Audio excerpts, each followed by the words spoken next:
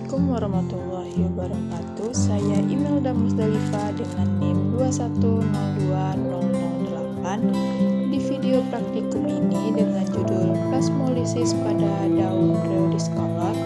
Tujuan praktikum untuk mengetahui besarnya plasmolisis pada tanaman.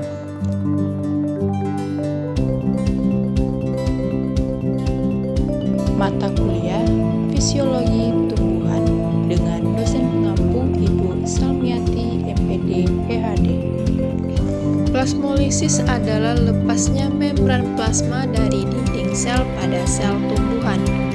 Plasmolisis terjadi jika sel tumbuhan diletakkan di larutan garam terkonsentrasi atau hipertonik. Sel tumbuhan akan kehilangan air dan juga tekanan turgor yang menyebabkan sel tumbuhan lemah.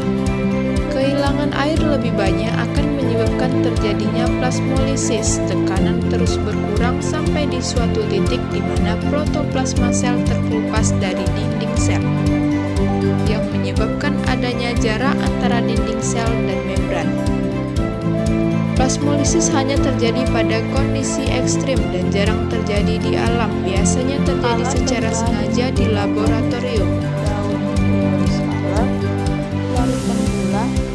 Larutan madu, aqueous, silet, pipet tetes, preparat atau gelas benda, gelas beker, dan mikroskop. Cara kerja praktikum ini, sayat tipis daun Rhodioschala pada bagian epidermis bawah. Letakkan hasil sayatan di atas kaca preparat dan amati di bawah mikroskop bentuk sel yang masih utuh.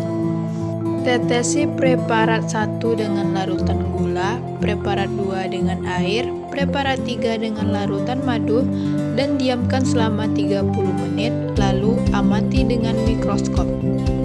Menurut Citromsomo 1987, jika sel dimasukkan ke dalam larutan gula, maka arah gerakan air ditentukan oleh perbedaan nilai potensial air larutan dengan nilai di dalam sel. Jika potensial larutan lebih tinggi, air akan bergerak dari luar ke dalam sel. Bila potensial larutan lebih rendah, maka yang akan terjadi sebaliknya. Artinya, sel akan kehilangan air. Apabila kehilangan air cukup besar, maka kemungkinan volume sel akan menurun, sehingga tidak dapat mengisi seluruh ruang yang dibentuk oleh dinding sel. Membran dan sitoplasma akan terlepas dari dinding sel.